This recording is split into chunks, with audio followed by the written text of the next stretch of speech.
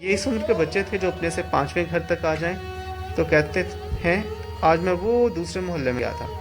गली की एक नुक्कड़ से दूसरी तक जाने वाले मुहिमजू इनसे बड़े थे और उनका सवाल इनसे आगे का था। उनको भी इससे सरोकार ना था कि जनते कौन है, लेकिन ये जवाब कि मैं आशिक, जनते नहीं आशिक, उनके लिए काफ़ी था। यही सवाल इनसे बड़े लड़के किसी और तरह करते थे और उनका जवाब कुछ और मिलता था। बाबा कहता, मैं आशिक पर जनते नहीं आशिक, आशिक जनते लीड़ियां दा। मैं आशिक हूँ मगर जन्नत भी आशिक नहीं है, मैं तो उसके कपड़ों पर भी आशिक हूँ। आशिकी और कपड़ों का क्या ताल्लुक है, ये एक और सवाल था। और इश्क का ताल्लुक जिस्म से कितना है और किस किस चीज़ से आशिकों को आशिकी होती है, इसके लिए बाबे का एक अपना नज़रिया था। बाबे के इस नज़रिए के कॉपीराइट एक्ट महफूज थे और सिर्फ ₹1 देने वाले ही ये शेर सुन सकते थे, और वो भी बस एक बार। बाबा कहता, आशिकां आशिकी रंगते ते लीड़ियां उत्ते थल्ले। संसरशुदा। आशिकों की आशिकी रंग से होती है, कपड़ों पर होती है और औरत के आज़ा पर होती है। छोटी उम्र की लड़कियां बाबे के साथ साथ उसकी नकल करती हुई चलती और बाबा उनकी तरफ मुड़ता तो भाग खड़ी होती। कभी कोई कहती कि बाबा शेर सुना तो बाबा उन्हें डांट के भगा देता।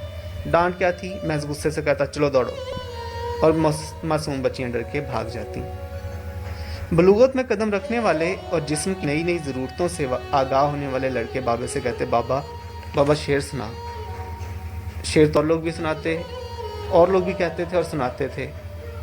गलियों में आते जाते ऊंची आवाज़ में या मस्जिद के इनार में खड़े होकर एक ही सुर में गुनगुनाते हुए। बाबा हिदायत भी था, अपने गधे पे सवार दालें बेचने निकलता और सारा सामान बिकने और गधे से उतरने तक शायरी के अलावा बात न करता था। चाहे गधे को हाँकना हो, किसी को रास्ते से हटाना हो या भाव-ताव करने हो। बकरी सामने आ जाती तो बकरी तू कित्थों आ टकरी, है बकरी तू कहाँ से आ टकराई। गरज काफिये से काफिया मिलाया जाता था। इसके अलावा और बहुत से थे, लेकिन बाबे कीड़े की शायरी कुछ और थी। सुनने वाले सुनते थे, सुनाने वाला सुनाता था और सबके चेहरों पर एक खास तरह की मुस्कुराहट आ जाती थी और आंखों में अजीब सी चमक। यह शायरी सिर्फ बालगों के लिए थी और बालगों में भी शादीशुदा और कमारे की तखसीस थी। पहला शेर सब बालगों के लिए था और जब भी कोई शेर का कहता, यही शेर बगैर रुके सुनाता हुआ बाबा आगे बढ़ जाता। लेकिन वो जितनी आहिस्ता चलता था, शेर उतना ही तेज पड़ता था। बाबा सुनाता था और किसी को नहीं लगता था कि ये गाली है या हद से बड़ी बात है। एक अजीब एहसास था जो बाबे के अंदर कहीं था और वही सुनने वाले में मुंतकिल हो जाता था।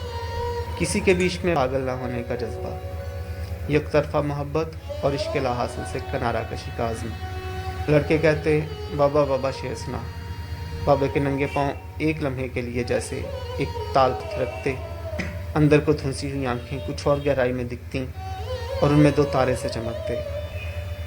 होंठ कांपते और उन पर अजीब सी मुस्कुराहट आती और जैसे शायद की मक्खियां भी ननाती हैं, ऐसी आवाज़ बाबे के मुर्ते होंठों से निकलती थी। जनते मोटर तैयार खड़ी, चढ़ जांचते। लड़के हंसते हुए इधर उधर हो जाते। जनते मोटर तैयार खड़ी, चढ़ जांचते। जन्नते ट्रेन आ गई है और चलने को तैयार खड़ी है, पर तेरी बारात आ गई है, तू अपनी बारात के साथ जा। लड़के हंसते हुए इधर उधर हो जाते और बाबा दीवार के साथ बैठ जाता और उठता और 10 कदम आगे जाके 5 कदम फिर वापस आता और फिर दीवार के साथ बैठ जाता। शेर बहुत खतरनाक था और इसके पीछे कहानी इससे भी खतरनाक हो सकती थी। और कहानी क्या थी जानने वाले जानते थे पर बताते नहीं थे। किसी एक दादी नानी या अम्मा की इज्जत का सवाल था और उसके बेटों बेटियों और उनके बेटे बेटियों और शायद उनके भी बेटे बेटियों की इज्जत का भी मसला था। कहानियों में से एक कहानी ये थी कि कभी इन दोनों में, जब कभी ये जवान होंगे, मोहब्बत थी, लेकिन समाज की रवायात और रस्में आड़े आईं, अनाएं जाग उठीं और जन्नत बीवी को कहीं और ब्याह कर भेजा जाने लगा। किसी तरह दोनों में तय हुआ होगा कि ट्रेन में बैठकर कहीं निकल जाएं। पहुंचने वाला स्टेशन पे पहुंच गया और आने वाली ना आई, किसी और के साथ कहीं और भेज दी गई। इंतज़ार करने वाला इंतज़ार करता रहा और कई दिनों और हफ्तों तक करता रहा। वहाँ बहुत कुछ हुआ और जो हुआ गलत हुआ। जो हुआ उसकी कहानी भी तमसील इस्तारे और गालियों के पैराए में बाबा सुनाता था, पर उसके लिए एक चवन्नी लगती थी। चवन्नी देख के लड़के पूछते, बाबा बाबा स्टेशन पर क्या हुआ था? बाबे का चेहरा कुछ और संभला जाता और वो कहता, पीड़ हुई थी, पीड़ हुई सी, तकलीफ़ हुई थी। ये तकलीफ़ जनते के नाने की भी थी और किसी और बात की भी थी।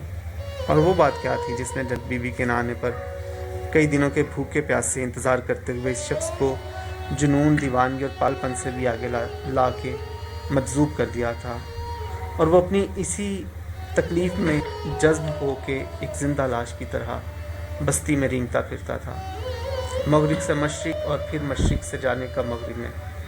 अपने आप में और अपनी ही पीड़ में जज्ब होकर ये शख्स सबके लिए बेज़रर हो गया था। एक चवन्नी में दो सवाल हो सकते थे और दूसरा सवाल होता, पीड़ कैसे हुई थी? इसके जवाब में बाबा स्टेशन के कुलियों की शान में और उनकी माँ बहन के लिए इज़्ज़त व तकरीम के अल्फाज बोलता हुआ दीवार के साथ जाके बैठ जाता और लड़के कुलियों की माँ बहन की शान में बोले गए अल्फाज नारे की सूरत में, लेकिन धीमी आवाज़ में और जज्बे से दोहरा के फिर अपने अपने खेल में लग जाते थे। जिन लड़कों की शादी होने जा रही थी या ताज़ा ताज़ा हुई थी, उनके लिए भी शायरी थी। उस शायरी के अल्फाज इतने मुबहिम और बाबे की आवाज़ उस पर इतनी मुर्तइश हो जाती थी कि बस अंदाजे से ही वो लोग समझते थे। कोई कहता जलंधर का है, कोई कहता कलंदर का है। वो लगते भी किसी और ही ज़ुबान के लफ्ज़ थे, किसी मतरूक ज़ुबान के लफ्ज़, जैसा बाबा खुद किसी करीम मतरूक हुई हो चुकी नस्ल का बाशिंदा लगता था। पहले वो बकरी की तरह मम्याता हुआ कहता, बब बब बब, दम धूड़ जुलूस जलंधर, या दम कूड़ कलूस कलंदर, मेला करियो ठंडे अंदर संसर शुदा। कुछ ऐसे भी थे जो बाबे के पीछे पीछे लग के देखते कि बाबा कहाँ रुकता है, किस घर के आगे ज़्यादा देर ठहरता है, शायद वही जन्नते का घर हो। लेकिन उनमें भी ये जानने की ख्वाहिश कैसी शदीद ना थी। बेरी वाले घर के सहन में बाबा रुकता और गारे मट्टी की दीवार के साथ छोटी मसहरी पर बैठकर चाय की प्याली पीता था। ये उसकी भतीजी का घर था और इस घर में उसको आखिरी बार देखा गया। मोहल्ले के लड़के बेरी पर चढ़े बेर खा रहे थे, खा भी रहे थे, पकड़न पकड़ाई भी खेलते थे और एक दूसरे को बेर भी मारते थे। बाबा रोज़ की तरह मट्टी की दीवार के साथ जाके बैठने की बजाय छोटी सी चारपाई पर लेट गया था और जैसे सदियों की पीड़ उसके चेहरे पर सिमट आई हो।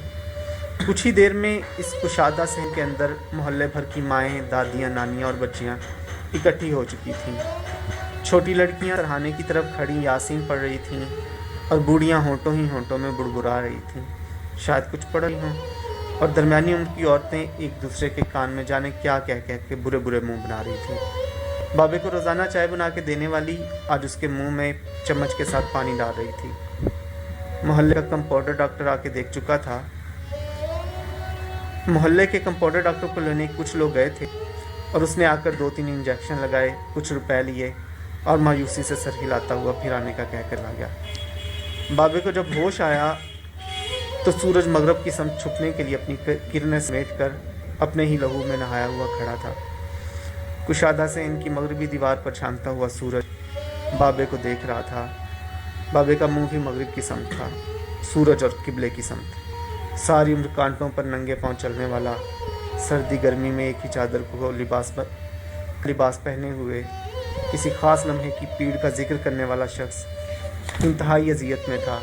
वही लफ्ज़ जो हर एक से कहता था उसके मुंह से निकले, जलते मोटर तैयार करें। चारपाई की पांति बैठी हुई बूढ़ियों में से एक, जिसका दुपट्टा उसके मुंह से होता हुआ सीने तक आ गया था, आहिस्ता से बाबे के पांव पे अपने हाथ रख देती है। जाने बाबे में कहाँ से इतनी जान आई कि उसके कदम सिमट के पांति से ऊपर हो गए और पांति